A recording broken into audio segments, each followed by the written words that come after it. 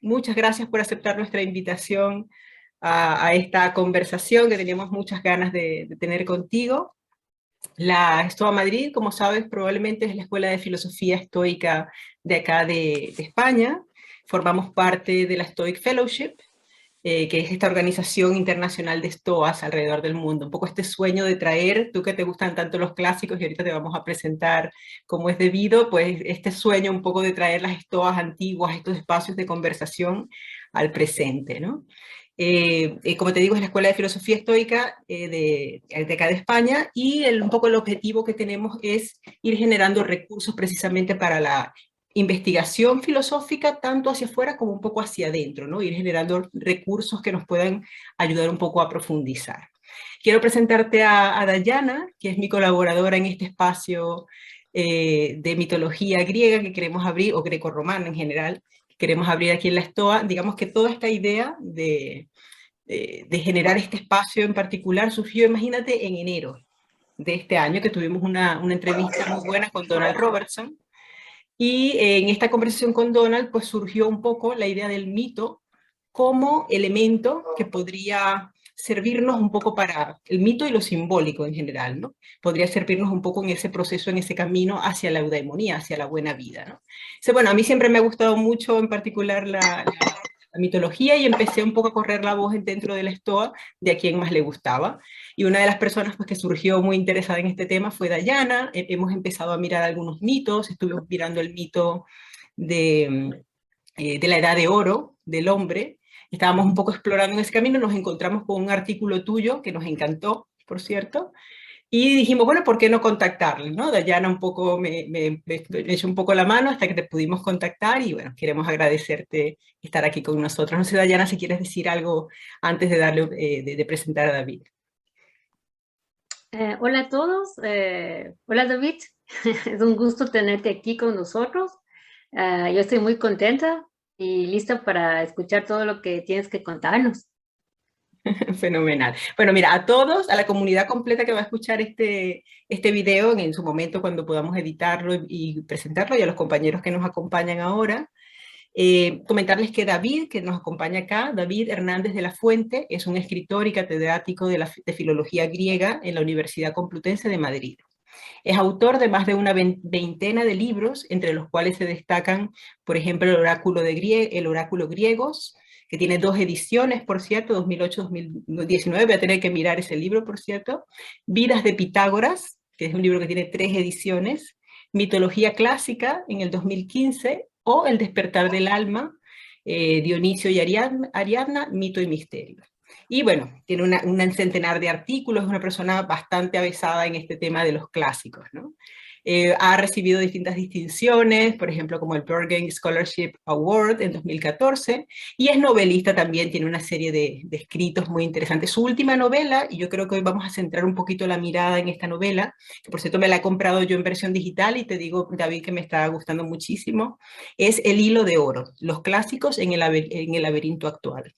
Y este libro intenta indagar un poco en la actualidad y vigencia de la literatura y la mitología clásica para momentos de crisis como el actual.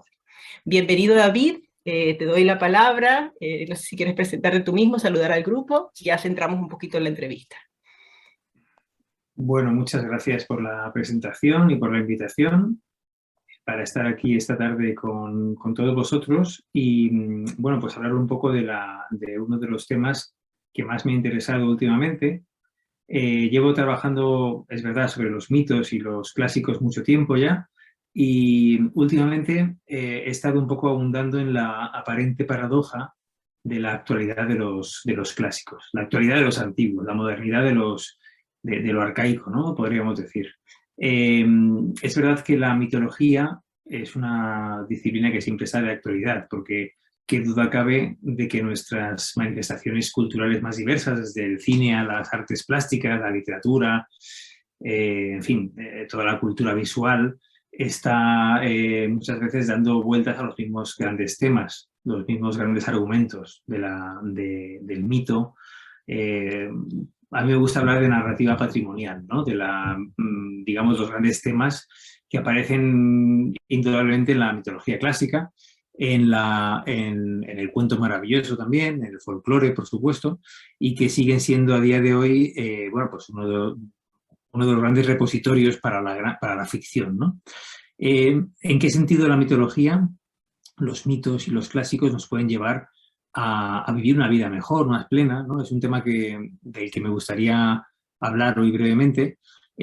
Al hilo, nunca mejor dicho, de mi libro, El hilo de oro, ¿no? Que, bueno, no es una novela, sino un ensayo, ¿no? Una especie de ensayo.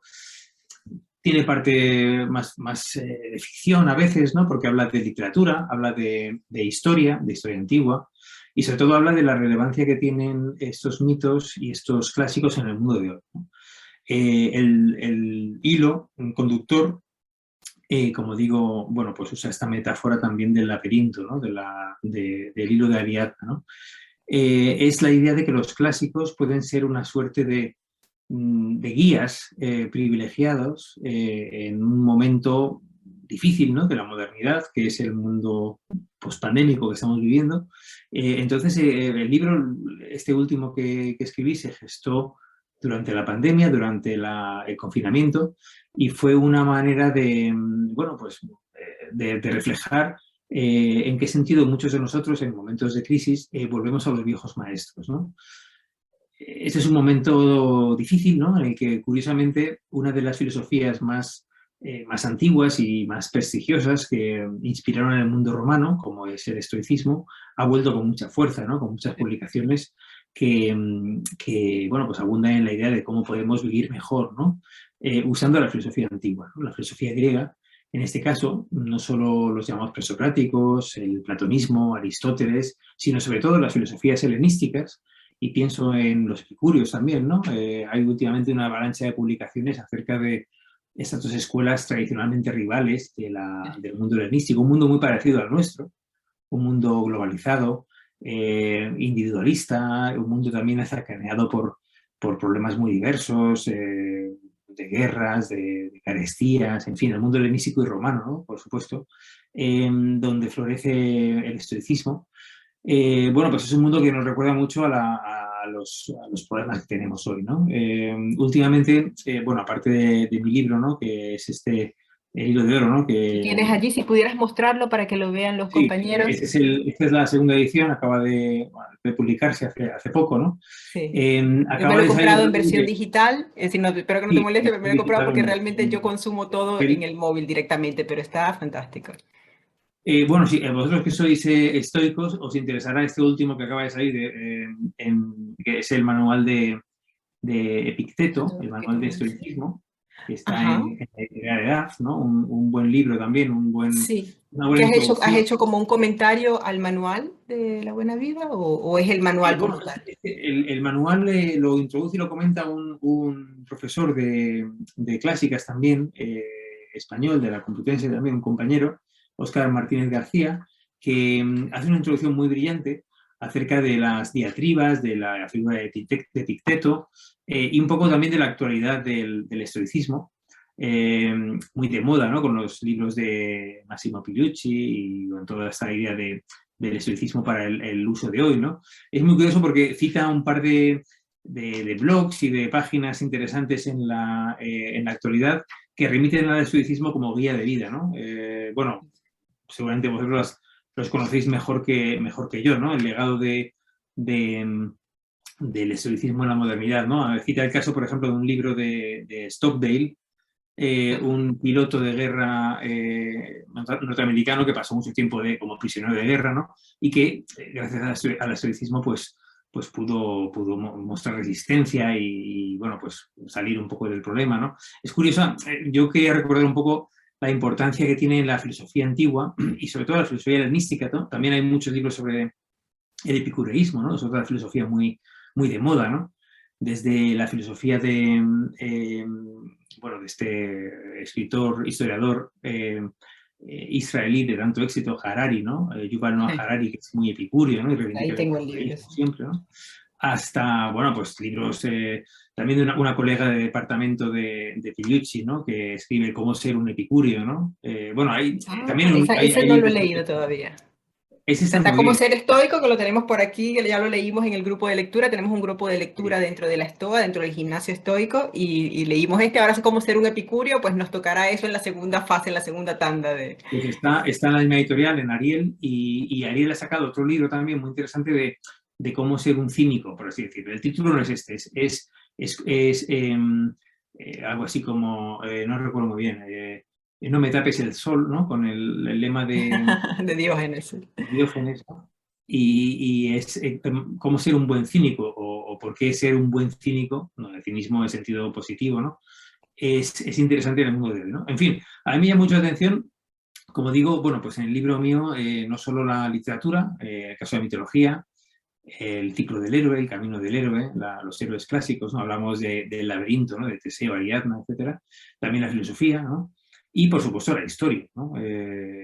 Como Tucídides o Heródoto nos dan las claves para entender bueno, pues la encrucijada histórica del mundo actual, ¿no?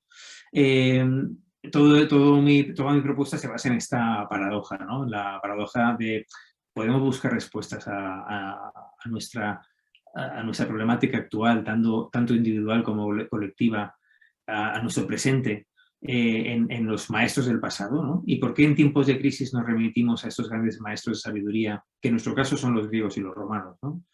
Y un poco, pues eso es lo que quería proponeros, ¿no? Para esa conversación, ¿no? Un poco empezar Perfecto. con esta paradoja, ¿no?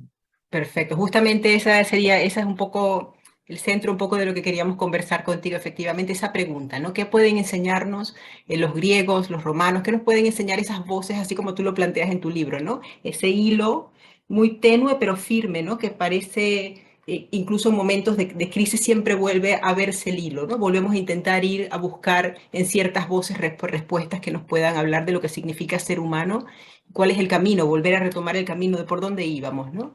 Y en el camino precisamente de la eudaimonía o de esa felicidad estoica que en la estoa pues estamos todos los días practicando, buscando. Así que te dejo el micrófono, bienvenido de nuevo, muchas gracias por tu tiempo y te escuchamos. Adelante. Bueno, pues nada, es un camino, como dices, a mí me interesa mucho la idea esa del camino heroico, ¿no? En el caso de la mitología, que comentabas que tenéis algunos bueno, foros de debate o grupos de trabajo sobre la importancia del mito. Porque, bueno, en el libro de oro lo que también estudio en algún momento, ¿no? En los capítulos del final, es la idea del heroísmo individual, ¿no? Hay una parte más política, más de comunidad, más colectiva, y desde el punto de vista individual, a mí me llamó mucho la atención los modelos que propone la mitología, los modelos heroicos, tanto masculinos como femeninos, bueno, pues como guías en ese camino, ¿no? Ahí pues me baso mucho en las teorías de Joseph Campbell, ¿no?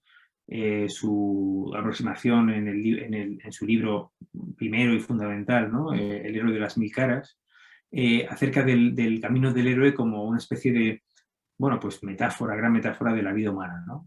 La llamada a la aventura, la iniciación, el descubrimiento de la misión que tiene que cumplir el héroe. Cuando hablamos del héroe, por supuesto, también no es masculino solo, ¿no? Es la mujer, ¿no? Del heroísmo, digamos, ¿no? En toda la mitología, en todos los cuentos populares, ¿no? También me remite un poco a los estudios de folclore, ¿no? De Vladimir Prop, sobre las estructuras básicas del cuento maravilloso. Siempre vemos detrás, digamos, como bueno, pues una especie de analogía con la vida humana, ¿no? Con la misión que cada uno de nosotros tenemos que descubrir, ¿no? El oráculo es fundamental, el mentor también lo es, el que te ayuda a descubrir el camino, digamos la profecía de la Pitia en Delfos que te dice algo que te desconcierta, nada es lo que parece al principio, tu padre no es tu padre, tu patria no es tu patria, tienes que descubrir algo nuevo, tienes que matar algún tipo de dragón o conseguir algún tipo de tesoro de objeto de poder, ¿no? Un vellocino de oro, un anillo, un collar, etc.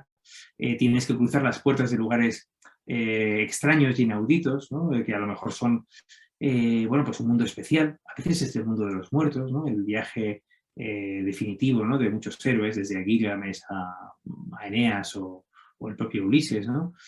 O Hércules, Hasta ¿no? un Con mundo sus especial, pruebas. ¿no? Sí, claro, pues esa idea de los cuentos y de los mitos, ¿no? Del héroe que va a buscar un tesoro, que va a salvar a una persona, que va a llevar a su pueblo a la tierra prometida, que tiene que cumplir un tipo de misión muy estereotipada, ¿no? Y tiene que luego regresar y reintegrarse con su comunidad.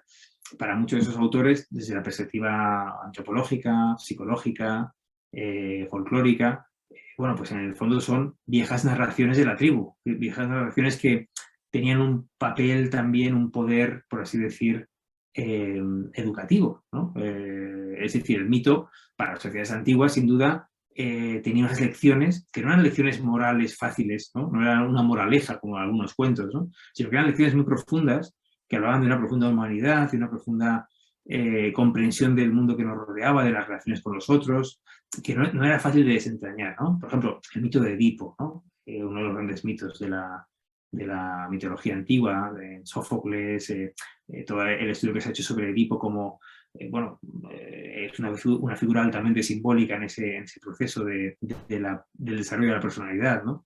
Yo creo que la mitología es una gran escuela en ese camino, ¿no? Del descubrimiento de la personalidad. Se han hecho muchos estudios, ¿no? He hablado de Campbell, que es muy junguiano, ¿no? Que habla de esa perspectiva psicológica, psicoanalítica. Hay estudios más desde el punto de vista de la antropología, porque el mito sigue vivo en muchas sociedades no occidentales que siguen teniendo rituales y ritos de paso muy importantes que hay que ejecutar, y que el mito, digamos, es ese repositorio de narraciones básicas, ¿no? Para nosotros, ¿no? Entonces, mi pregunta y mi propuesta para el debate sería, bueno, ¿dónde encontramos hoy día los mitos, ¿no?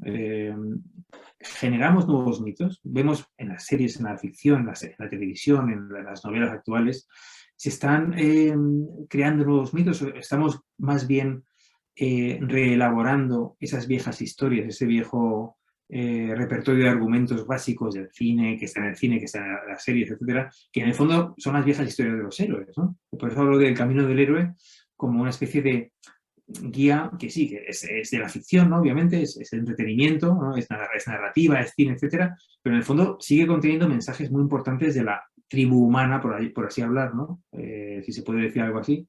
Y nos gusta leerlas y pensar en ellas porque nos dicen a cada uno algo muy diferente, ¿no?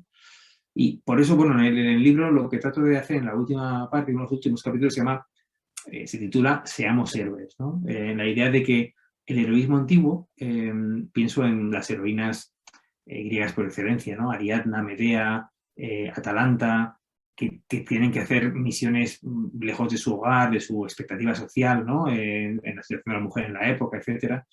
O los héroes que tienen que abandonar su zona de confort, diríamos hoy, ¿no? Su mundo ordinario para pasar a un mundo especial y lograr cumplir su hazaña, ¿no? ¿Esto qué nos dice hoy, no? Y a mí me ha interesado proponer esto al lector para que lea la mitología antigua y lea los clásicos de otra manera, una manera en la que descubra lo que le es relevante hoy día a él o a ella en su vida y en su vida en común, ¿no? También hay una parte del libro muy política, de la que hablaremos ahora si queréis, ¿no? Pero quería un poco, ya que habláis del camino individual hacia la buena vida, hacia la felicidad, hacia la, digamos, hacia la idea de completar la personalidad y bueno, esto los antiguos lo tenían claro, ¿no? Ya sea por la filosofía, o ya sea mediante esa especie de escuela casi sentimental que es la literatura antigua, con los mitos, con sus héroes, sus heroínas, sus problemas, sus pasiones, sus miedos, en fin, toda la tragedia griega con las grandes pasiones de las heroínas de Eurípides o el gran Sófocles, ¿no? Y su Edipo, en fin, Ajax, esos personajes desmesurados de la tragedia que problematizan emociones, digamos, dilemas morales, familiares, personales, también políticos, por supuesto, ¿no? Tiene una dimensión pública muy fuerte, ¿no? Pero yo creo que la mitología también es una buena escuela para que cada uno de nosotros nos acerquemos a esas leyendas y a esos héroes y, bueno, pues intentemos, en cierto modo, extraer algún tipo de enseñanza, ¿no? Es un poco la propuesta que haría. Efectivamente, sí. Como te decía al principio, creo que no completé la idea. Un poco el objetivo en la STOA es empezar a generar este espacio de conversación sobre mitología. De hecho, lo intentamos hace algunos meses. Creo que te comenté por correo electrónico que empezamos, ¿verdad, Dayana? Con este libro enorme, el gran libro de la mitología griega, que es un libro de 800 páginas. Y dijimos, bueno, nos reunimos tantas veces al mes a leerlo, ¿no? Al final realmente es demasiado denso como para mantener el enfoque, ¿no? Y dijimos, bueno, vamos a empezar quizás justamente en esta idea que tú has dicho, eh, extrayendo algunos mitos, ¿no? Y empezando a pensar, ¿qué me dice este mito? Por ejemplo, el mito de la Edad de Oro, ¿no? ¿Qué me dice, qué nos dice eso sobre la dimensión ética del ser humano, ¿no? Siempre estamos deseando ese mundo feliz, esperando que vuelva esa época donde Saturno, ¿no? Dominaba y controlaba y todo era feliz, ¿no? Y de repente ahora parece que tenemos que ser virtuosos por decisión propia y porque es nuestro deber como seres humanos, ¿no? Como dice la filosofía estoica. Es empezar de cada uno de esos mitos a extraer algunas enseñanzas prácticas para la vida actual. Ese es un poco el objetivo que estamos buscando. Y en función de lo que decías también ahora de esto del héroe, ¿no? En la Estoa siempre volvemos un poco al tema de Hércules, ¿no? Y la idea de todas las, o Heracles también, ¿no? Todas las pruebas que tuvo que pasar. Heracles no habría sido Heracles sino por todas esas pruebas que tuvo que pasar. Si hubiese quedado metido en la comodidad de su cama, pues simplemente no se habría pulido y no habría sido llegado a ser el héroe que llegó a ser, ¿no? Y de allí entonces, bienvenidas todas las pruebas que me tocan a mí para intentar recorrer ese camino que es el que me toca como ser humano, ¿no? De sacar el mejor potencial o el mejor valor de ese potencial que tengo de razón y de excelencia al final. Voy a ir un poco por orden. En primer lugar, bueno, es muy buena idea hacer reuniones para comentar diversos mitos y ver qué nos tienen que decir.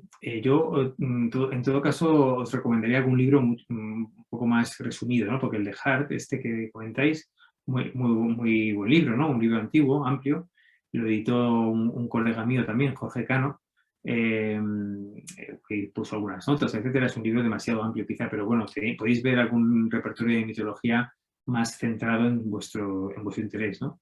En cuanto al mito de la Edad de Oro, que mencionabais, me parece un mito fundamental para nuestra época, uno de los mitos más interesantes, ¿no?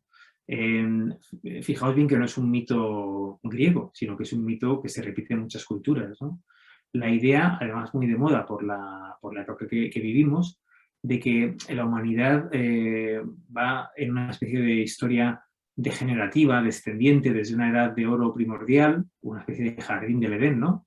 Un paraíso en el que éramos felices, había justicia retributiva o distributiva, había una comunidad también, hablando del mundo de la ecología, ¿no?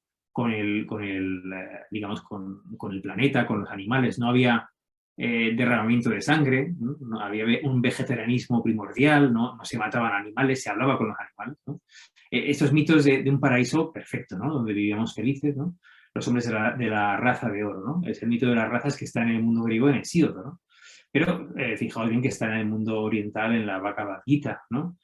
Siempre hay una degeneración. Pasamos de vivir en ese jardín del Edén, también en el mundo hebreo, por supuesto, o en diversas mitologías, a, digamos, ir decayendo en una especie de sucesión que está causada por muchas razones, ¿no? A veces son los dioses los que tienen envidia, somos demasiado poderosos, o bien hemos cometido algún pecado o alguna falta, ¿no? Que nos ha hecho decaer, ¿no? Y la raza de plata es peor, la de bronce aún peor, y la actual, que es la de hierro, ¿no?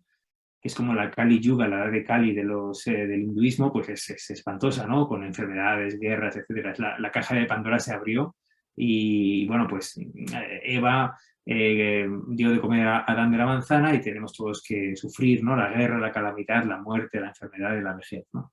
Bueno, es un mito muy poderoso, pero es un mito que en el mundo griego, por ejemplo, y en el mundo oriental y en general tiene un prestigio muy interesante, religioso, pero también político, que es la idea de que algún día va a volver la Edad de Oro, ¿no?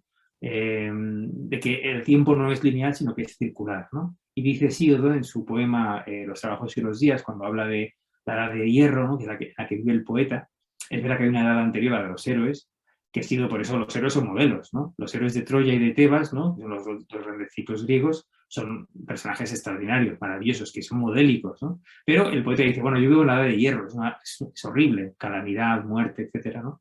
Y dice, desearía haber muerto antes o haber nacido después, lo cual quiere decir que el tiempo va a ser circular y algún día volveremos a la edad de oro, ¿no? Que es un leitmotiv muy poderoso, ¿no? Y también en la historia vemos que la idea de la caída de la humanidad, de la caída de la civilización, es del fin de la historia, a que dedico un capítulo también en el libro, ¿no? Al principio, es muy fuerte, ¿no? Y ahí hablo del mito de las edades, ¿no? En ese capítulo que se llama El fin de la historia, ¿no? Entre interrogaciones, ¿no? La caída de Troya, la caída del Edén, de la Edad de Oro, de Roma, el fin de las certezas, ¿no? La humanidad ha caído muchas veces en la historia y se ha vuelto a levantar. Hemos olvidado incluso cómo se escribía, hemos olvidado la tecnología y hemos podido recuperarnos, ¿no? Y el mito de la Edad de Oro, en cierto modo, que es cíclico, que es una especie de círculo, pues nos evoca ese mundo, ¿no? Y a mí me llama mucho la atención porque hoy día es uno de los mitos favoritos de la ficción apocalíptica, ¿no? El fin del mundo, ¿no? La humanidad está a punto de ser exterminada, ¿qué vamos a salvar? ¿Cómo vamos a recuperarnos? Guerra, peste, hambre, enfermedad, en fin, todos estos gines del apocalipsis, ¿no? Que nos vienen a visitar cíclicamente y nos hacen preguntarnos qué es lo puramente y lo esencialmente humano que hay que salvar, ¿no? Y ahí está la mitología para hacernos pensar, ¿no? A mí me gusta mucho ese mito. Y por supuesto, Heracles, ¿no? Hércules, el mito del héroe humano que es el hombre divinizado, ¿no? Que es el mito de los estoicos, pero también de los sofistas, ¿no? En la antigüedad griega, ¿no? Con sus pruebas, con sus ordalías, sus desafíos, que es un poco el héroe definitivo, ¿no? Que luego tiene una recepción amplísima en el medievo, en la modernidad, es un héroe muy interesante, ¿no? Por supuesto, Hércules, Heracles, ¿no? Bueno, son muchos Y sobre temas. todo, perdona que te interrumpa, pero y además un héroe que decide ser virtuoso porque se le planteó la posibilidad de no serlo, ¿no? Estas dos mujeres que se le presentan en el camino, una de ellas era la virtud y la otra no, ¿no? Entonces él decide, oye, es más difícil, pero creo que este camino me lleva a algo, ¿no? Entonces es esa decisión. Yo también, y quizás ya que te gusta mucho este mito y a nosotros nos encanta, y también el tema, luego te voy a comentar el tema de Pitágoras, en la Estoa somos súper fans de los versos dorados de Pitágoras, o sea, somos de los que nos repetimos todos los días los versos y hacemos este trabajo. Pues posteriormente, si quisieras reunirte de nuevo con nosotros y profundizar este mito, por ejemplo, en concreto, yo tengo una propuesta que he ido un poco madurando de un poco lo que comentaba al principio, ¿no? Esa decisión, es dejar de esperar que llegue ese tiempo y decido ser virtuoso, ¿no? Y decido encargarme de la vicisitud y de las dificultades que son naturales del mundo. No me quedo esperando que alguien, porque no había necesidad de ser poco virtuoso en esa edad de oro. No había ninguna dificultad, no había ninguna decisión que tomar, todo estaba dado, ¿no? Ahora, cuando me toca decidir por el trozo de pan, entonces me toca decidir si soy virtuoso en esa lucha por el trozo de pan o no, si entro en la lucha o no, o cómo la vivo, ¿no? Entonces, bueno, más adelante si quisieras continuar conversando con nosotros estos temas, pues sabes que estamos interesados. Adelante, disculpa la interrupción. No, no te preocupes, sí. Esto es yo lo planteo como conversación, por favor, interrumpid todo lo que queráis y conversamos. Y me parece Sí, muy, luego que muy terminemos tu intervención como tal central, vamos a dar un ratito, yo creo que los últimos 20 minutos para que los compañeros que nos acompañan pues puedan hacer sus preguntas también y ya entremos en conversación. Adelante. Sí, muy bien. Yo no lo planteaba tanto como una charla mía, sino como un diálogo y un poco también según vuestros intereses. Lo que dices ahora me interesa mucho también, ¿no? Hablas de la encrucijada, ¿no? El héroe en la encrucijada. No solo Heracles, ¿no? Todos los héroes en un momento dado están en una especie de trivio, ¿no? O una encrucijada, un cruce de caminos. También un lugar un tanto de mal agüero en el cuento popular, ¿no? Y en el mito. Recordad que ahí es donde se cuelgan a los ahorcados y, en fin, siempre la encrucijada es un lugar misterioso y un tanto tremendo, ¿no? Donde Hércules tiene que decidir el camino a seguir, ¿no? La senda tortuosa y más dura, más ardua de la virtud, o la senda, digamos, más ancha, más amplia y más fácil de los placeres. También es el punto culminante también del mito de Edipo, ¿no? En la encrucijada se cruza con su padre, ¿no? Al que matará accidentalmente. Hay muchas encrucijadas que conviene tener en cuenta, ¿no? Y es un momento de decisión donde nos ayudan los mitos, ¿no? Y nos ayuda esa narrativa primordial, ¿no? Que es tan interesante. Y bueno, en cuanto al mito de la Edad de Oro, pues claro, no puedo estar más de acuerdo en la importancia de esa idea, ¿no? Me parece que es muy, muy poderosa hoy día, ¿no? La idea del regreso a la Edad de Oro, también un poco hablando del mundo de la ecología, ¿no? Que comentabais antes. Bueno, es el mundo de la justicia, de la abundancia, del no derramamiento de sangre, de la coexistencia pacífica, la paz, la utopía, ¿no? Bueno, hay muchos movimientos en la antigüedad de este carácter utópico, ¿no? y pacifista, y también incluso vegetarianista, ¿no? Los pitagóricos, los que habéis mencionado, ¿no? Por ejemplo, yo tengo un libro sobre Pitágoras, ¿no? Y las vidas de Pitágoras, ¿no? Donde reúno las biografías del maestro Pitágoras, también los versos de oro, y bueno, algún comentario de esa figura tan polémica, ¿no? Es una figura que no llega a ser del todo un filósofo racionalista o matemático, ni un músico, es una figura muy, muy amplia, muy, como digo, controvertida, ¿no? Y bueno, pues me parece un tema fantástico, ¿no? El mito de las edades, ¿no? Que sigue dando mucha materia de reflexión. Me gustaría solo recordar, al hilo de este mito, la versión y a lo que mencionabas, Kelly, ¿no? Sobre este tema, la versión que nos ofrece Platón en el diálogo político, ¿no? El político, el hombre de Estado, tiene una versión del mito de las edades que es un poco diferente, ¿no? Esa de Saturno, de Crono, ¿no? Para los griegos, ¿no? Que es, curiosamente, paradójicamente, Saturno, Crono es un dios malo, ¿no? Que realmente es el dios que devora a sus hijos, es el tiempo, es el titán contra el que tiene que luchar Zeus para establecer su reinado más justo y más, pues, equitativo, más, su corte perfecta de los dioses olímpicos, pero acaba siendo el dios que convive con los hombres de la Edad de Oro, con la época perfecta, ¿no? Y Platón nos da un fresco mitológico muy interesante, una versión filosófica del mito que me gustaría recordar, ¿no? En el diálogo político habla de básicamente dos épocas del cosmos, ¿no? El mundo, el universo, gira en un sentido, son dos épocas alternativas, ¿no? La época que gira en el sentido actual es la época de Zeus, cuando gobierna Zeus. El sol sale por el oriente, se pone por el poniente, los seres humanos nacemos bebés, ¿no? Y morimos ancianos, hay pues guerra, enfermedades, es el mundo que conocemos, ¿no? Con sus problemas y, en fin, es la edad actual, ¿no? Y es la edad de Zeus, una edad caracterizada porque el mundo va girando, por así decir, suelto por su propia inercia, y Dios, el Dios, la divinidad, no se ocupa de nosotros, sino que nos deja nuestro libre albedrío, ¿no? Sin control, ¿no? Y luego, cuando llega a un tope, esta especie de giro de universo giratorio, ¿no? Viene una especie de gran catástrofe, gran conflagración o gran cataclismo, y gira en el otro sentido. Y entonces es la época de Crono. Es la época en la que los seres humanos nacemos ancianos y vamos rejuveneciendo, una época en la que no hacen falta leyes porque directamente Dios, el Dios, ¿no? Esta vez es la otra cara, ¿no? Que es Crono, se ocupa del mundo y hay una justicia, hay una edad de oro, en fin, es una especie de revisión del mito filosófica que me parece muy interesante, ¿no? Porque es una especie de peonza del cosmos en la que hay dos momentos, ¿no? El ser humano dejado a su libre albedrío y con necesidad de leyes, ¿no? También habla el diálogo sobre la política y la ley, ¿no? Es un diálogo tardío de Platón muy interesante. Y hay otro momento en el que Dios controla el mundo, ¿no? y nos da lo que necesitamos, hay justicia, hay paz, etcétera, ¿no?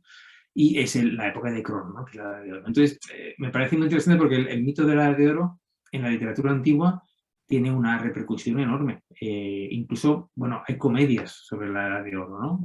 La comedia griega tiene también comedias utópicas sobre esta Edad de Oro, y había ideas utópicas sobre todo centradas en digamos, en la distribución de la tierra, de la riqueza, en la reforma de la familia, de la propiedad, y también, por supuesto, en la alimentación, ¿no? Y el papel de las mujeres, los animales, el sacrificio. Había ciertas corrientes de pensamiento utópicas que se desarrollaron sobre todo en el siglo IV, ¿no? Y es muy interesante constatar la gran relevancia política también del mito de la Edad de Oro.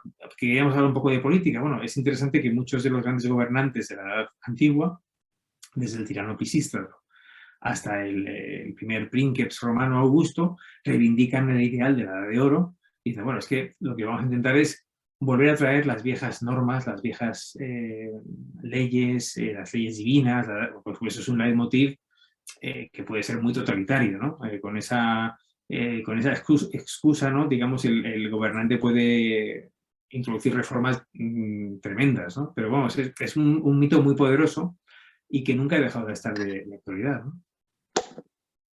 Muchas gracias. Mira, me ha apuntado un montón de cosas. Yo este mito, este diálogo que planteaste de Platón, no lo tengo muy registrado, pero definitivamente, de verdad, Dayana, nos lo apuntamos para desgranarlo ahí porque me gusta mucho.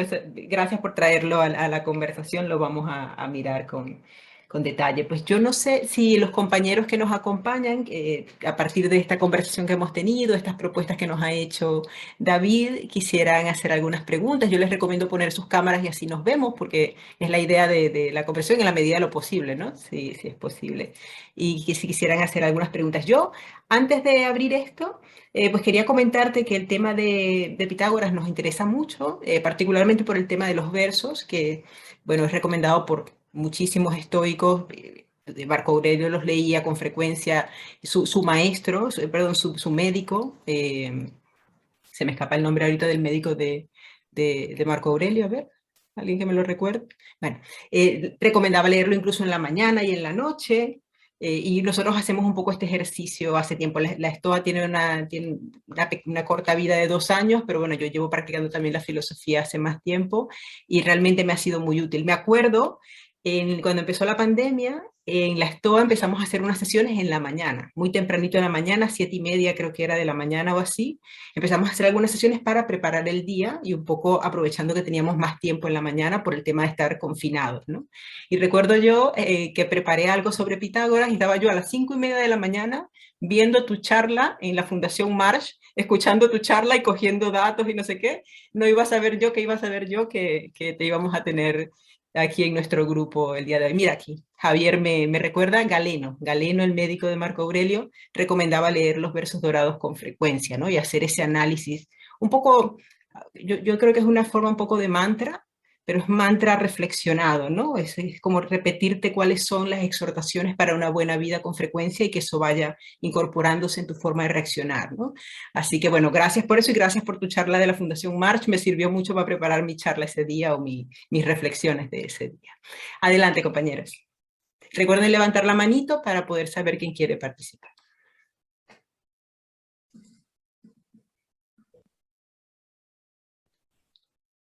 A ver si se anima alguien. Yo tengo un montón de preguntas, así que por experto que no sea. A ver, Jorge, adelante. Bienvenido. Hola, bueno, buenas tardes, noches por allá, y aquí todavía son cerca del mediodía. Mira, yo tenía un par de preguntas. Básicamente, quería consultar si la disminución que hoy en día, por ejemplo, observo con respecto a la capacidad que tenemos nosotros de producir mitos en el presente, eh, si va de la mano con la banalización que se está dando de la vida, en la cual nos estamos alejando quizás de las fuentes divinas, ya del análisis de lo divino en nosotros, para centrarnos más en en la capacidad adquisitiva o en la posesión, ¿no? Y por otro lado, también quería conocer su punto de vista respecto a que esta asimilación que hacemos de tomar mitos de diferentes realidades, ¿no iría también en desmedro de la generación de una identificación cultural, ¿no? por ejemplo, asimilamos mitos de lo griego, de lo romano, pero en ese camino también, por lo menos desde mi posición de la cultura de la que yo vengo, nos desprendemos pues de los mitos propios de la idiosincrasia andina, de la mitología azteca, de la mitología de esta parte del mundo, ¿no? Entonces, quería conocer un poco al respecto. Gracias. Muchas gracias. Pues sí, son dos preguntas muy interesantes, porque en primer lugar, la idea o la cuestión acerca de nuestra capacidad para crear nuevos mitos es una de las, digamos, una de las discrepancias que yo tengo, por ejemplo, con Campbell, ¿no? El que he citado antes, ¿no? En su libro este que mencioné, acaba de, su obra más o menos, también tiene otro libro muy conocido, las máscaras de Dios, bueno, habla de diversas mitologías comparadas, cuestiona la capacidad actual del ser humano para crear nuevos mitos. Y él establece, digamos, 4 grandes etapas o momentos en los que el ser humano ha creado mitos. En primer lugar, las culturas de cazadores-recolectores, donde hay mitos que se centran en la idea de salir afuera, ¿no? Al bosque, a cazar, a buscar el tesoro, digamos, fuera de la seguridad de la cueva, de la morada.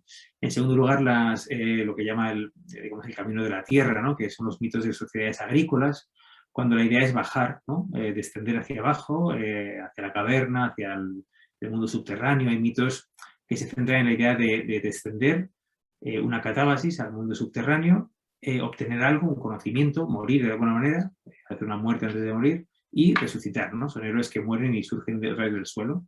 En tercer lugar, dice que hay una época, él lo relaciona esto con las culturas, obviamente, agrícolas. En tercer lugar, dice que hay unos mitos creados en culturas urbanas, ¿no? Que miran hacia arriba, son mitos sobre las estrellas, sobre el cielo, primeras ciudades, astronomía, etc. Y dice que la última gran etapa es la etapa de la introspección, de los mitos que miran hacia adentro, ¿no? Que ya se puede ver en la antigua Roma, pero sobre todo lo identifica con los mitos de la leyenda artúrica, por ejemplo. Dice que la última gran edad de creación de mitos es la Edad Media, ¿no? Donde están esos ciclos, digamos, del Grial, de los caballeros, del amor, Cortés, etc., ¿no? Bueno, yo no sé, yo creo que el mito sigue teniendo mucha presencia entre nosotros, ¿no? No sé si estoy de acuerdo con la idea esta que expresa su pregunta, de que hemos dejado de basarnos en mitos, ¿no? Mi cuestión es más bien, y eso siempre lo pregunto a los alumnos en clase, ¿no? Tengo una clase siempre en primero, me gusta mucho tratar con la gente más joven porque saben muchas cosas, ¿no? Los más jóvenes, ¿no? Los que llegan justamente de la secundaria, saben cosas diferentes, ¿no? Hay que enseñarles mucho, ¿no? Pero también le enseñan a uno otras cosas, por eso es bueno que los mayores y los jóvenes tengan esos momentos de comunión, digamos, en la enseñanza, ¿no? Que es una maravilla, ¿no? Yo, o sea, siempre pongo esta cuestión, ¿no? ¿Creamos mitos nuevos? Bueno, mitos en el sentido narrativo, claro, obviamente el mito, hay personajes míticos que van adquiriendo de la historia, que adquieren dimensiones míticas, Napoleón, Bolívar, no sé, hay una serie de personajes que ya pasan a la esfera del mito, ¿no? Pero ¿creamos mitologías nuevas? No sé, es una pregunta que también se puede plantear aquí, ¿no? ¿Hay realmente historias míticas nuevas o estamos dándole vueltas a algunos esquemas que asentaron nuestros antepasados en esas épocas tan remotas? ¿Seguimos siendo la mente de unos cazadores-recolectores y de unos agricultores del Neolítico? ¿O realmente en la época globalizada, tecnológica, estamos todo el día con mensajes y con móviles y con ordenadores, hay mitos nuevos, ¿no? Porque el mito de la vida artificial ya se creó hace mucho tiempo. El mito de la inteligencia artificial también. El mito de construir a un ser humano, o, en fin, eso es muy antiguo. Ya lo habla de Prometeo, ¿no? Bueno, el mito de Prometeo, no Prometeo en sí, ¿no? Bueno, no lo sé, habría que pensar, ¿no? Si estamos... yo no estoy muy de acuerdo con que el mito esté muerto, ¿no? Y enterrado, sino que está muy vivo, ¿no? Esa es un poco la primera respuesta que yo daría, no sé si estáis de acuerdo. En las ficciones, sí, a mí me gusta mucho la ficción de todo tipo, ¿no? Novela, teatro, cine, me encanta el cine, ¿no? Y los argumentos básicos de la mitología en el cine, ¿no? Que los estudia muy bien un libro ya viejo de Jordi Bayó y Xavier Pérez, ¿no? La semilla inmortal. Se ve que estos viejos mitos están muy, muy renovados. Cada vez estamos siempre hablando de Edipo, de Prometeo, de Heracles, de los viejos arquetipos, el héroe que vuelve, o Ulises en el western, ¿no? Los 7 samuráis, los 7 magníficos son los héroes épicos, o no sé, o el héroe que lleva a su pueblo a la tierra prometida, ¿no? También en el western de las caravanas, ¿no? Hay muchos de esos mitos que están siempre dando vueltas, ¿no? Decía Borges que estamos condenados a repetir estas historias básicas para siempre, pero hay historias nuevas. No sé, hoy día, por ejemplo, que hay tanta ficción apocalíptica, muchas veces se habla de un final total, no del reloj cíclico de la historia que vuelve a rodar, ¿no? Eso quizá sea nuevo, o quizá sea nuevo también el énfasis en estas grandes corporaciones de donde vendrá el mal que nos domine, el fin del mundo, a manos de inteligencias artificiales remotas, no sé. Hay mitos que, en cierto modo, tienen peso hoy día, ¿no? Y están en las ficciones que los más jóvenes leen y ven en la televisión, en los videojuegos y tal, y que a mí me interesa mucho contrastar con ellos, porque a mí, bueno, conociendo la literatura antigua y contrastándolo con lo que los jóvenes están ahora consumiendo masivamente en los medios y en las televisiones, etcétera, en YouTube, bueno, pues se ve un poco la continuidad, digamos, la continuidad de los mitos antiguos y si hay algo nuevo, ¿no? Yo no sé si hay algo nuevo, ¿no? Es la cuestión que os planteo, ¿no? Y en segundo lugar, la cuestión de la asimilación, ¿no? A ver, ¿qué duda cabe que somos griegos y romanos, los occidentales, y América es occidental, ¿no? Hay un sustrato, por supuesto, poderosísimo, de pueblos de gran cultura, de grandes culturas, ¿no? De grandes mitologías, ¿no? El Popol Vuh de los mayas, la mitología de los incas, los diversos cuentos y mitos de los iroqueses, sioux, mapuches, en fin, es maravilloso. Y además yo los leo con mucha delectación porque me parece que hay un mismo esquema, hay un mismo lenguaje en el mito, que por eso la mitología comparada es maravillosa, ¿no? Y el folclore comparado, ¿no? Estamos viendo el diluvio de Viracocha, el diluvio de la China antigua, el diluvio en el creciente fértil, el diluvio griego de Deucalión y Pirra. Hay grandes esquemas de grandes mitos y grandes personajes que son pues, el Trickster en Polinesia, Loki en el mundo germánico, Hermes, o en fin, hay figuras que son totalmente intercambiables, ¿no? Entonces, eso es muy interesante, pero eso comienza sobre todo en el 19, cuando el comparatismo empieza a surgir con fuerza. Surge el comparatismo lingüístico, obviamente los lingüistas se dan cuenta de que sánscrito, griego, latín, eslavo, germánico están emparentados, ¿no? Y también el comparatismo literario, mitológico, narrativo, que compara, digamos, las leyendas del hinduismo con las mesoamericanas o las griegas o las celtas, ¿no?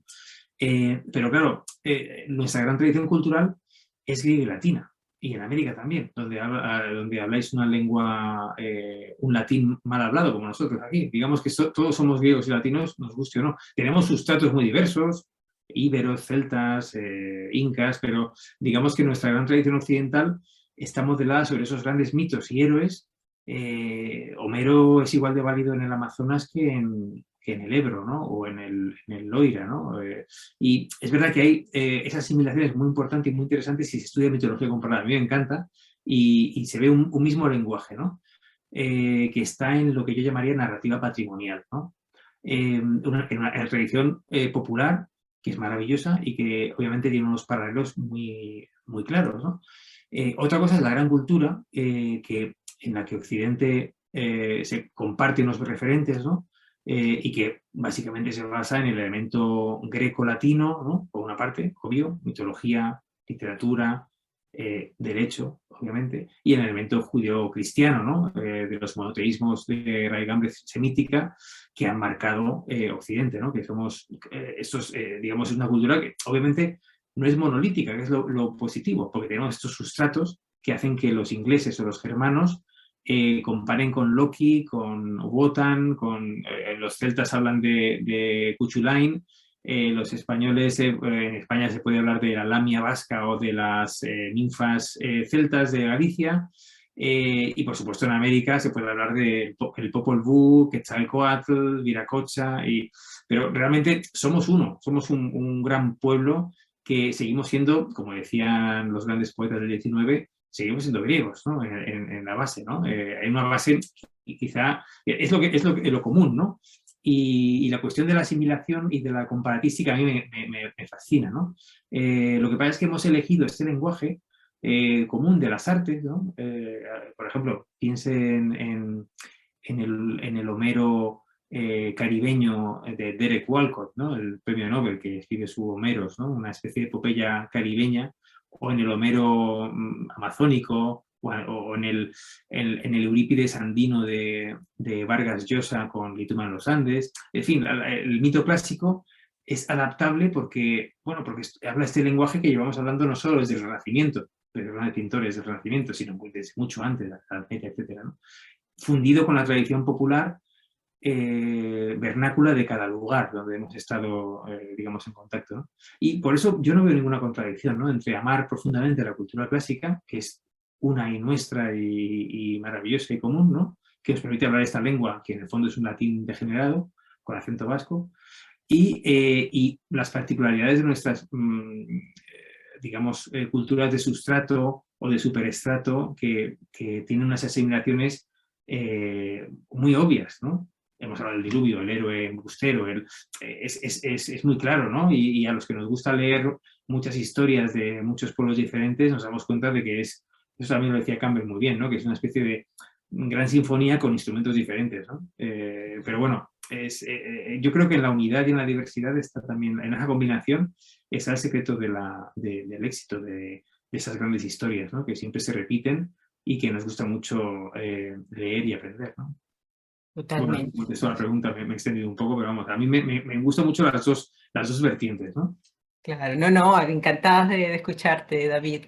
Fíjate que hay una comparación, quizás no en la mitología, pero lo que es la parte filosófica, ¿no? Que siempre hacemos en la Estoa y en general en el estoicismo, y sobre todo por los tiempos que vivimos en donde, no sé si decirlo de esta manera, como que el mundo está muy budista, ¿no? Muy budistado, no sé cómo decirlo, como que de repente esa filosofía ha estado presente, ha dado recursos, ¿no? Pero cuando miramos al estoicismo nos damos cuenta del paralelismo, que realmente son tan similares, a excepción de la parte metafísica, donde es precisamente una de las razones por las cuales yo decidí fundar la Estoa, ¿no? Porque yo me encontré con esta filosofía a través de un poco la corriente psicológica, que es la TREC. Empecé a escarbar y dije, oye, pero esto a mí me hace todo el sentido del mundo que me hace el budismo, pero entra en la forma en que yo veo el mundo. O sea, yo soy occidental, es la manera, he crecido aquí, he nacido aquí, mi entorno, mis referentes, mis valores son occidentales.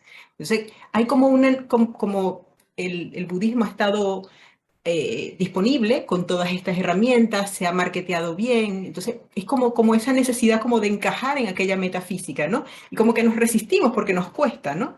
Pero en el estoicismo están todos los elementos que a nosotros nos hacen sentido dentro de nuestra cultura, ¿no? Y están válidos y es que son sumamente similares, ¿no? O sea, un poco a la conclusión que siempre solemos llegar en las conversaciones en la Estoa es que son tan similares ambas cosas, la sabiduría que hay en ambas es tan similar porque cuando el ser humano se desarrolla, profundiza, examina, eh, realmente intenta llegar al origen de las cosas, llegamos a las mismas conclusiones, ¿no? Con distintas palabras, distintos símbolos, pero llegamos a conclusiones similares porque ahí está la verdad, ¿no? Entonces, yendo un poco a esto que conversamos del tema de si se producen nuevos mitos, de verdad que me deja un poco como con la pregunta adentro, porque me pregunto qué nos está pasando, o sea, qué pasa en esta edad de hierro donde parece que no podemos producir nada nuevo, sino que necesitamos lo que ya se produjo, ¿no? Que nos da suficientes elementos para seguirnos desarrollando, pero no podemos ponernos en nuestras palabras, no tenemos nuevos símbolos, sino que son los mismos símbolos una y otra vez. Me deja un poquito preocupada, voy a seguir yo en mi propio camino intentando responder esa pregunta tan esencial, ¿no? Pero probablemente esos somos los seres humanos, somos esos personajes, esos arquetipos. O sea, por lo tanto, no ha sido necesario como crear ninguno nuevos porque son esos, digamos como que, ese es como ¿cómo lo diríamos? Como la reducción a la que llegamos cuando queremos hablar de seres humanos, decimos, existen estos elementos, existen estos personajes, ¿no? Y ha sido suficiente. No sé, de verdad que me parece un debate súper, además productivo, ¿no? Como que pueden salir muchas cosas de allí. Perdón. No sé si algún otro compañero tiene comentarios un poco sobre lo que ha comentado David, de lo que se está hablando.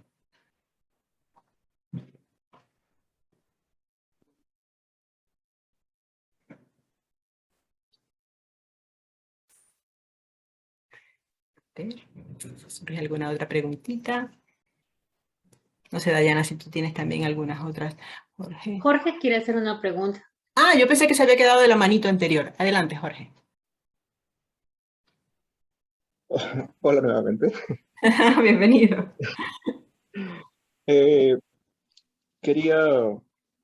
Muchas gracias antes todo, por la respuesta, de verdad que genera bastante análisis. Quería saber desde su perspectiva si es que es la desdicha, la infelicidad, el drama, el que marca el camino que debe recorrer el héroe. Y por otro lado, ¿cómo definimos este héroe? ¿No? Este personaje que es tocado por los dioses, o que por lo menos merece ser tratado por los dioses, al cual se le entregan tareas, se le entregan desafíos, y en todo caso también, ¿qué nos deja a los demás, ¿no? Al resto, que somos el relleno de la historia, ¿no? Somos los observadores del desarrollo y desenvolvimiento de esa historia, y lo cual me lleva a esta pregunta, o sea, ¿cuál es la utilidad del mito para el ser humano, ¿no? Para la convivencia en sí? Gracias. Bueno, es una pregunta muy amplia. Yo pecaría de inmodestia si quisiera responderla, porque es una pregunta, digamos, que es muy ambiciosa, ¿no? para una breve respuesta, ¿no? Pero bueno, se puede decir, en primer lugar, claro, la parte trágica, el drama, como lo ha llamado, ¿no? Es solo una parte, es la caída del héroe, ¿no? Hay que recordar que a la tragedia, por ejemplo, le interesa el pathos, ¿no? Como se dice con la palabra griega, ¿no? El padecimiento, la pasión del héroe, la caída, ¿no? No todo acaba mal. Digamos que es un ciclo, es un círculo en el que se puede empezar con la infancia, con el nacimiento excepcional, con la concepción mágica, con los padres, con el aprendizaje, luego seguir con el descubrimiento de los poderes o potencias que tiene el héroe. En fin, el mito nos enseña a desenvolvernos en ese camino, ¿no? Que sigue a la vida, ¿no? a la peripecia vital de cada uno, la hazaña, por supuesto el regreso. También está la caída, porque el héroe se equivoca y comete pecados y deslices y en fin, peca de soberbia y es castigado, cae. A la tragedia le interesa sobre todo el derrumbe del héroe, ¿no? Hemos hablado del caso de Edipo, ¿no? Es paradigmático. Pero Edipo, aparte de la tragedia de Sófocles, donde aparece como un rey orgulloso que acaba muy mal, ¿no? Porque no por culpa suya, realmente. La culpa no es una cuestión aquí clave, ¿no? Es una culpa hereditaria, no parecida a la nuestra, ¿no? Pero acaba ciego y mendigo, etcétera, ¿no? Pero Edipo tenía un ciclo épico. A la épica le interesa otro momento, el momento de la hazaña, el momento culminante en el que Teseo mata al Minotauro, Ulises ciega a Polifemos, es el momento de la hazaña. Hay un regreso del héroe, hay una vejez del héroe, o sea, la muerte del héroe, ¿no? Hay un libro muy bonito sobre la muerte de los héroes de mi maestro García Gual. Bueno, digamos que el mito, ¿cuál es el sentido del mito en la narrativa humana? Es la narrativa global, para mí. Yo creo que es la enseñanza global, ¿no? Porque, digamos, de una manera mucho más profunda que el cuento, que es una narrativa para niños, ¿no? También es muy educativo el cuento. Los 7 cabritillos y el lobo nos enseñan a abrir la puerta a los extraños, pero son lecciones muy básicas, ¿no? Muy para niños, ¿no? Mientras que el mito es para adultos. Por eso es tan importante en la psicología, en el psicoanálisis, en la antropología. Seguimos dando vuelta a los mitos y cuando uno examina la ficción contemporánea seguimos contando mitos. Nos encanta contar mitos. ¿Cuál es la visión del mito? Bueno, el libro este que he citado antes de Harari decía, bueno, es que el ser humano, el sapiens, desde la revolución cognitiva, se caracteriza porque relata cosas que no existen y por eso se aglutina, se cohesiona, ¿no? No habla solo de la atmósfera, del tiempo, de la caza o de la agricultura, sino que habla de cosas, de entidades que no ve, ya sean dioses o héroes o... Entonces, digamos, el mito es una narrativa global que da sentido a la existencia, ¿no? Ahí tiene Sapiens, ¿no? Sí, es interesante, es muy provocador, etcétera, ¿no? Pero es interesante bueno, yo creo que el mito, por eso sigue muy vivo. Y últimamente muchos filósofos reivindican el pensamiento mítico, que no es un pensamiento mágico, es un pensamiento que nos habla de otro nivel de narrativa patrimonial, que explica muchas cosas, que nos puede... El mito y la filosofía van de la mano. el mito y la psicología también. ¿Por qué hay tantos mitólogos que son antropólogos? ¿O por qué hay tantos Lévi-Strauss o Eliade, ¿no? Que son historiadores de las religiones? Es inabarcable, es inagotable, es un material maravilloso, ¿no? Claro, además, por ejemplo, Lévi-Strauss, que he citado ahora, ¿no? Pues él estudia el mito de Edipo, lo compara con el mito de Percival, ¿no? De la Divina Alegría, en un libro estupendo, en un artículo sobre estos dos héroes, ¿no? El héroe que responde y el héroe que no se atreve a preguntar, ¿no? Una instrucción. También lo compara con una leyenda de los indios Sioux, ¿no? En un artículo también clásico, ¿no? En fin, el mito es global, no es solo griego, obviamente. Lo que pasa es que los griegos, como una gran tradición cultural, nos han marcado en todo el psicoanálisis, en toda la interpretación más teórica, ¿no? Pero es muy buena pregunta, es incontestable, ¿no? Y luego yo también hablaría un poco de lo que decía antes Keris, de la sorprendente afinidad de muchos del pensamiento griego y oriental, ¿no?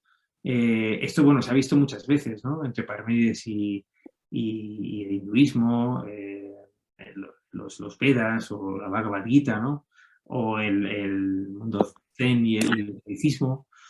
Es verdad que durante una época se buscó lo exótico, porque quizá tenía también la ventaja de ser contestatario o de poner un poco una alternativa a nuestra tradición, ¿no? Pero bueno, ¿por qué no buscar nuestras respuestas como occidentales en el mundo occidental, en Séneca, no sé, o en Marco Aurelio? O, por ejemplo, en el cristianismo, ¿no? El evangelio, los evangelios son unos grandísimos textos, independientemente de que uno sea creyente o no. Quizá no está ejemplificado el ciclo del héroe en ningún sitio mejor que en los evangelios, ¿no? Si uno lo estudia ya simplemente como mitólogo, ¿no? Digamos, bueno, pues uno puede comparar muy fácilmente a Cristo con un héroe clásico, ¿no? Bueno, pues podemos buscar también lo que tenemos más a mano y en lo que nos hemos educado, criado, no solo los cuentos y los mitos, sino también la tradición religiosa. Por ejemplo, yo animo también a mis alumnos en una asignatura preciosa que tengo la suerte de impartir, que se llama Literatura del Mundo Antiguo, donde hablamos desde la Biblia hasta Grecia y Roma. Entonces, claro, es literatura que se ha hecho en los orígenes de Occidente. Ahí están los textos de la Biblia, ¿no? Que obviamente uno puede ser creyente o no, pero el paso del Mar Rojo, no sé, Noé, todas las peripecias de los reyes del antiguo Israel, de los reyes pastores y tal, bueno, pues son grandes mitos que son la base de nuestra cultura. Fijaos en el arte, ¿no? No se puede entender un museo de ninguna parte del mundo sin saber historia bíblica y mitología. Por eso hay que conocer también hay que conocer también nuestra tradición cultural. Y por eso podemos buscar en la filosofía estoica, en los textos de Platón, en los ciclos míticos, ¿no? La mitología clásica, o en la Biblia, Antiguo y Nuevo Testamento, las grandes historias que nos han marcado y que son nuestros grandes mitos, ¿no? Nuestros grandes, ya digo, independientemente de que uno, el problema con el cristianismo, el problema entre comillas, es que es una religión viva, ¿no? Ya nadie cree en Zeus, ¿no? Por así decir. Pero bueno, es una misma corriente de sabiduría occidental que somos nosotros, ¿no? Entonces la cuestión es, bueno, por supuesto vamos a buscar en el mundo del budismo, en el mundo de los incas, etcétera, etcétera, pero realmente esto nos define como tradición cultural y es muy interesante intentar buscar esos caminos, ¿no? En nuestros grandes textos. Por eso, en el libro mío, en el libro de oro, yo hablaba un poco de el libro ya os digo que nació durante el confinamiento y yo tuve la experiencia, no sé vosotros, yo creo que mucha gente tuvo esa experiencia, ¿no? De que en estos momentos de duda, de peligro, en fin, nadie sabía qué iba a pasar, ¿no? Estábamos encerrados en casa, algunos momentos fueron muy duros, muy difíciles y en fin, de que todas las certezas se veían abajo, ¿no? Bueno, pues yo me encontré yendo a los clásicos, a los grandes libros, a los grandes textos. Está Platón, está la Biblia, en fin, vamos a leer estos antiguos que ya estuvieron ahí en esos momentos, ¿no? Uno de los motivos del libro es esto de que ya lo hemos vivido antes, ¿no? Y lo han vivido nuestros clásicos, ¿no? Si vamos a las epidemias de la antigüedad, a Tucídides, a Procopio en el mundo bizantino, si vamos a la peste de Atenas, a la peste en Roma, en Cicerón, etcétera, o bueno, pues estos grandes problemas que tuvieron en la antigüedad, los textos que nos han guiado oracularmente, ¿no? A mí me gusta recordar también en clase que hay básicamente en la tradición occidental 3 libros que han sido oraculares, donde se han leído las suertes. Los oráculos me gustan mucho, tengo un libro de oráculos griegos, ¿no? Donde hablo de este fenómeno que es muy interesante para la narrativa también del mito. El oráculo es un momento fundamental, ¿no? El héroe tiene que ir al oráculo para descubrir un poco qué hacer, ¿no? Pues los 3 libros donde se han leído suertes son la Biblia, Homero y Virgilio. Se echaban dados para ver qué página nos tocaba y la página que salía era la respuesta a nuestra pregunta, ¿no? Es un poco simple lo que les estoy contando, ¿no? Pero es interesante ver que, claro, en momentos de duda hemos vuelto a los grandes textos, ¿no? Yo por eso me alegro mucho de tener esta clase, además estoy ahora en medio del curso, ¿no? Es una clase de primero para historiadores del arte, muy jóvenes, y hablamos de estas épocas, digamos. Empezamos con el mundo, digamos, de literatura bíblica, luego vamos a Grecia, Roma y cristianismo. Y es un poco, bueno, pues los elementos básicos, obviamente está pensado para que ellos entiendan el arte, ¿no? Pero nos da pie a hablar de todas esas historias que nos han marcado tan profundamente, que es que somos nosotros, ¿no? Por eso también me gustaba, quería acabar un poco comentando la idea de Kelly de la afinidad de Oriente y Occidente, y realmente por qué conviene volver a lo que hemos aprendido de pequeños, ¿no? El lado de los cuentos, el lado de los mitos, pero también de la catequesis, si alguien la ha hecho, o alguien ha hecho historia bíblica y esas cosas, ¿no? Porque, bueno, nos cuentan unas claves muy interesantes de comprensión humana, ¿no? Efectivamente, sí. Justamente ese es el camino que estamos haciendo en la Estoa, precisamente con todo este gimnasio estoico, estos ejercicios constantes, es intentar ir allí, ¿no? ¿Qué somos como seres humanos? ¿Qué significa? ¿Cómo se come esto de ser humano, ¿no? Y que el estoicismo nos empuja a hacerlo bien. Entonces, como buscar las pistas, ¿no? Definitivamente en la mitología estamos convencidos de que hay mucha información. A mí, Dayana, ¿te acuerdas? Me había planteado una idea, una pregunta un poco, no sé si alguien tiene alguna última pregunta, no quisiera cerrar sin irme con alguien más que quiera participar, si es así que levante la manito. Pero Dayana, tú planteabas como esta pregunta esencial, ¿no? De si queremos empezar por dónde, ¿no? Si quieres plantear la consulta. Sí, como habíamos dicho, no queremos formar aquí en esto un grupo para estudiar todo esto de la mitología y de los clásicos, y quizá tú nos puedes dar algún consejo de por dónde empezar. O sea, ya nos habías dicho que elijamos un libro menos complejo que el de la gran mitología griega, pero quizá alguna otra sugerencia o... Cómo estructurarlo, ¿no? Cómo ir aproximándonos para ir haciéndolo un poco en orden, porque ¿qué nos pasaba con este libro, ¿no? Que de repente queríamos cogerlo por cualquier lado y no podíamos, porque teníamos que haber leído todo lo anterior, porque al final es todo un rollo familiar, que si fulana con fulano, con no sé quién, y si no te has leído todo eso, pues te pierdes, ¿no? No sabes quién es quién al final, ¿no? Eso, yo apoyo un poco esa pregunta de Dayana. Claro, pues en cuanto a mitología griega, bueno, yo recomendaría primero una introducción, ¿no? Una introducción que estuviera bien estructurada, bueno, que aclarara un poco las cuestiones básicas, desde la cosmogonía hasta los dioses y los diversos ciclos de los héroes. Hay muchos libros así en el mercado, ¿no? Por ejemplo, recuerdo, bueno, hay uno muy bueno también de García Walker, que he citado antes, ¿no? Introducción a la mitología griega. Hay algún diccionario de mitología también que está muy bien, de Raquel López Melero y otros autores, ¿no? Son libros de bolsillo que son muy económicos, ¿no? Y se encuentran fácilmente. Yo más bien iría a buscar uno de esos compendios, digamos, donde está muy estructurado, muy claro cómo se puede organizar esa gran amalgama de mitos clásicos, ¿no? No recomendaría el de Robert Graves porque es muy personal, ¿no? A mí me gusta, ¿no? Pero es un libro más de autor, ¿no? No es ¿Cuál, tan... perdón? No te escuché el... Robert Graves, que es muy conocido, los mitos griegos, quizá para un propósito como este, pues es demasiado personal, ¿no? Bueno, y yo, está mal que lo diga, pero tengo un libro también que se llama Mitología Clásica, No, dime. en Alianza, en bolsillo también muy económico, y donde intento hacer un poco una clasificación lo más ordenada posible de este mundo, ¿no? Toda mitología tiene, como explicación mágica y mítica del mundo, ¿no? Tiene un comienzo, una cosmogonía, como empieza todo, el mundo, el orden, digamos, las montañas, nuestro planeta, todo lo que nos rodea, la cosmogonía, ¿no? La teogonía, la creación de los dioses, y luego tiene un final, ¿no? Cómo acaba todo, la escatología.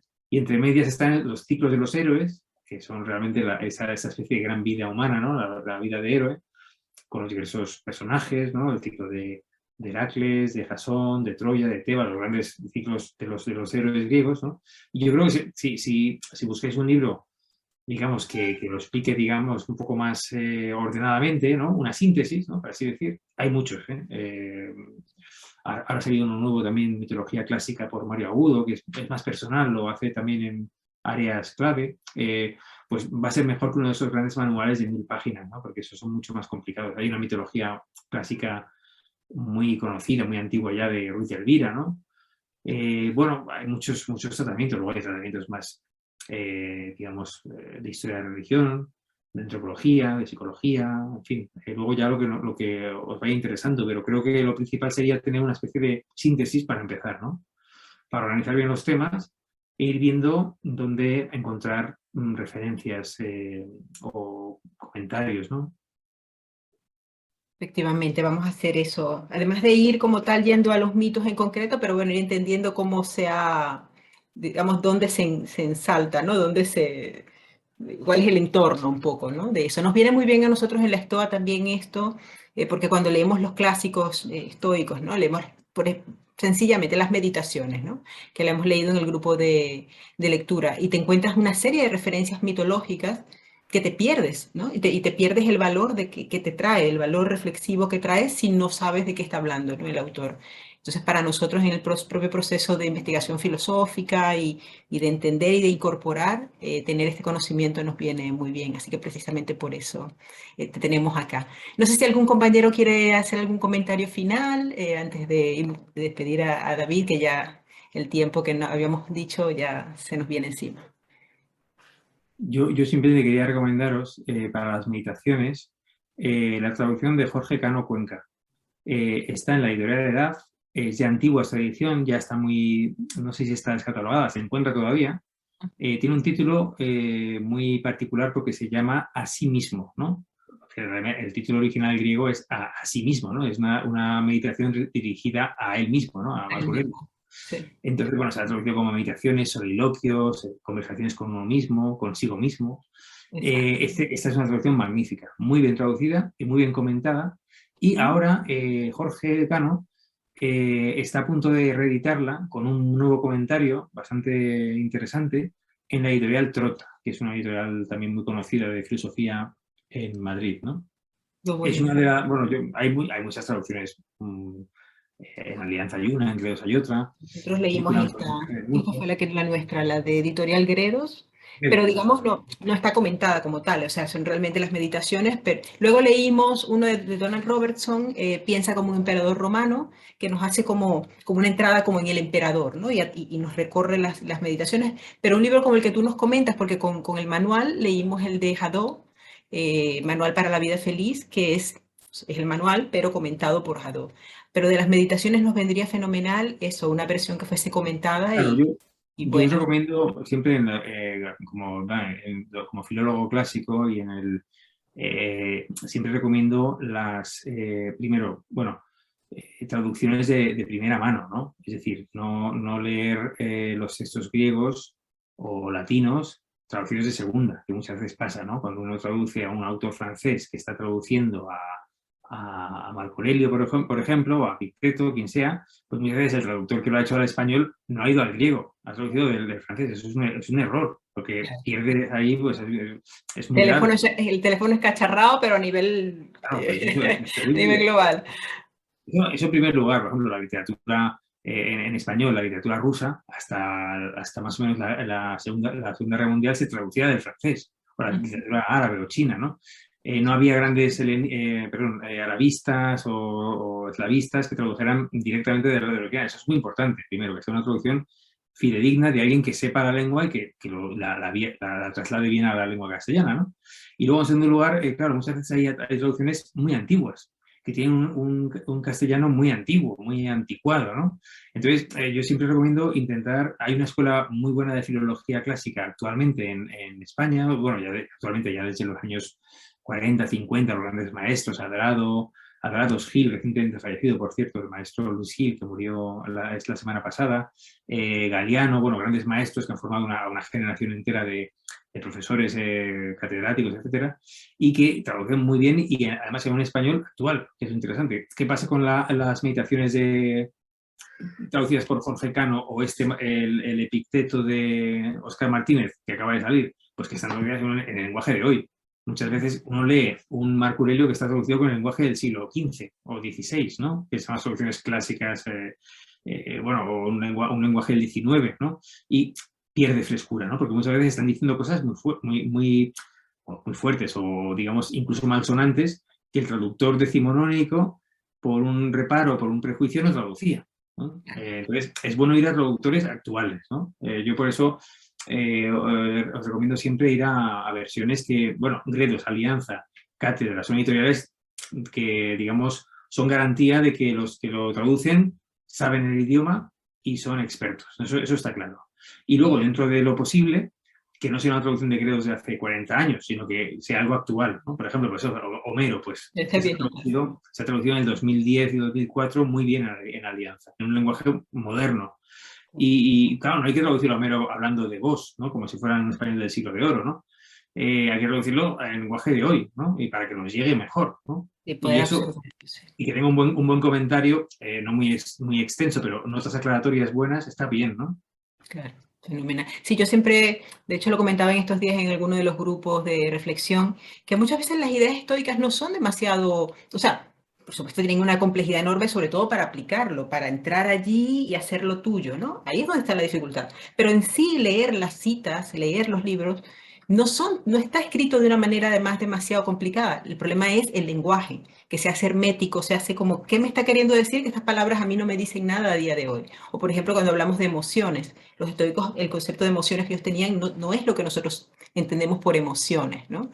O por ejemplo, hay una palabra que siempre causa conflicto, que es este tema de la indiferencia, ¿no? En nuestra cultura, con el valor que nosotros le damos a eso, lo romántico de nuestro mundo también, la palabra indiferencia tiene una connotación incluso emocional, que cuando la leemos nos hace chocar y realmente los estoicos no querían decir eso, ¿no? La palabra indiferencia probablemente no sea la mejor palabra en nuestros tiempos, ¿no? Para entender realmente y absorber lo que querían decir. Así que nada, suscribo totalmente lo que me dices. Gracias por las recomendaciones de estos libros. Ahorita vamos a empezar a leer en el grupo de lectura La Ciudadela Interior, también de Hadot. Yo creo que es una versión bastante reciente, ¿no? Creo que no es una versión tan antigua a la que tenemos, aunque ver yo no suelo ir mucho allí, pues no tengo esa mirada filológica, así que cojo la versión, digamos, de la editorial más reconocida, ¿no? Y solemos hacerlo con esto, con Gredos o con estas editoriales principales. No sé si alguien más tiene algún comentario antes de despedirnos.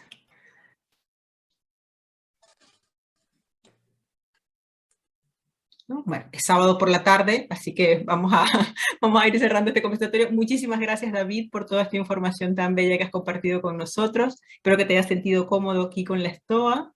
Bueno, ya hemos disfrutado muchísimo, yo particularmente, estoy segura que los demás también hemos disfrutado mucho todas estas propuestas que nos traes. Esperemos que podamos hacer alguna otra cosa juntos, no sé si con Pitágoras de pronto, o alguna otra propuesta que podamos hacer juntos para seguir explorando este camino. Así que 1.000.000 de gracias. Muchas gracias a vosotros. Bueno, un beso. Gracias, David. Que estén muy bien todos. Feliz Gracias, tarde. Gracias. Hasta luego.